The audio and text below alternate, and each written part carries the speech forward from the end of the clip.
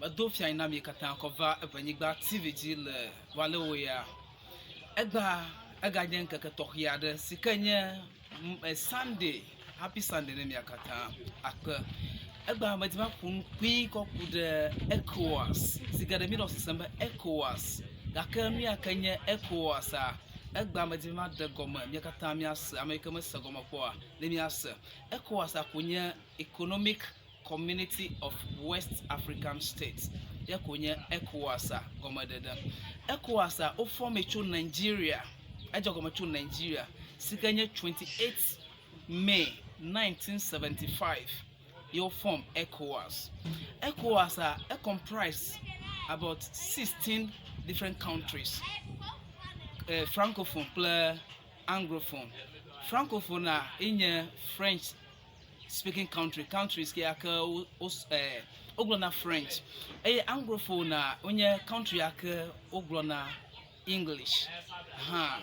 Ta onye Francophone and Anglophone over fufua yo onye ECOWAS community. Okata country de ka 16 Benin lema, Burkina Faso lema, Cape Verde lema, Côte d'Ivoire lema, Gambia lema, Ghana lema, Guinea lema, Guinea-Bissau lema, Liberia lema, Mali lema, Niger lema, alo Niger, Nigeria, Sierra Leone, Senegal, le Togo, akpe. Onye country ake o form ECOWAS Community States.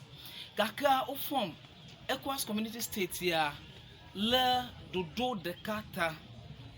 Dodo manya dodo ka. Enye asichacha goma. Yokula na be common trade. Enye asichacha goma. Yata o form eda. Gaka mi kwa gabere. ECOWAS Community States ya ka form. Eyo comprise plus 16 different countries ya. Ele dom yatepa lo me dom yatepa ha. Kwi ya maglobe me dom crown ECOWAS ya ka form. Sikanye 16 different countries ya. Maglobe Benin le me Burkina Faso, Ghana, Côte d'Ivoire, Nigeria, Niger, plutôt Sierra Leone, plutôt le me dom. Nkata no nyebe edom nyatepa no nyebe amade choga na fia be ina Togo alo Benin ina Côte d'Ivoire alo ina Nigeria melebe border na no tutu na memo alo majebe watu dabe amemo alo country ake ele involve mo pomo acho de aile other countries ake le involve tana mi akwa last year 2020 Benin etu border be Nigeria me pomo ava our business le Benin nkata because Benin o produce na rice in Nigeria over the rice producing kaka ka Benin ba ko be Nigeria top rice over reduce o jikra ko ba nyigba ko ba na over le Nigeria top moluplum ko ba na business ever le ngo in Nigeria so ko over 2 eda efia be ECOWAS alo opodudu aka odobe the common trade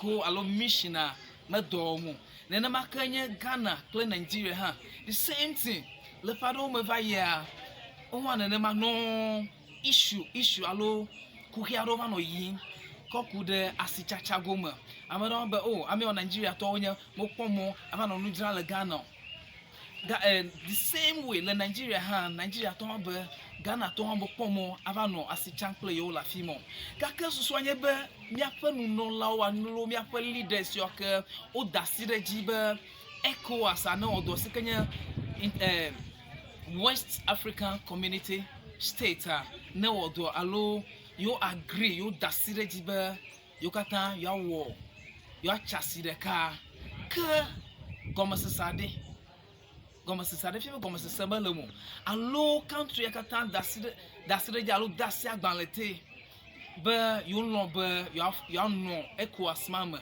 alo you are members of that economic of West African state efia be most goma nyu because no nyebe asichacha ta yo form no nyebe amasia mati achasi country at a move ile other country alo dukoya at acho dukwa ya ma ayile dukwa ya ma aba chasia sike ba no ma ba jin na ma wa ke afia ba ECOWAS a nkokunye mi dare jalo nkokunye okọ medo mo ta video a avivi number nyapa leaders so alo country akata le involve no dagbagba no wasegoma wakọ video asegoma susu ata o form ECOWAS ara alaba susuma na dodoma atia wodo ka bo na manya na mo a lenye pan kokoti no a kanu den komada alaba amasiama na no ipedo kwesi yakunya nya mate agro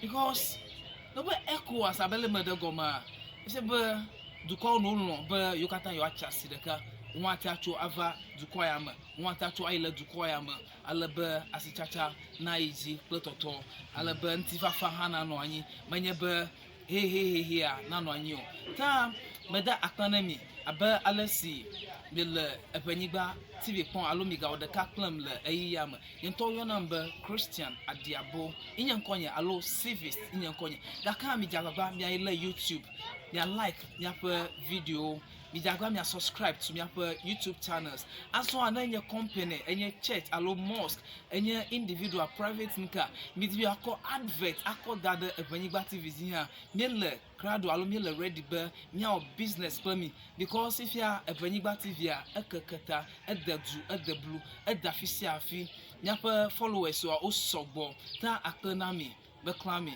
bye bye.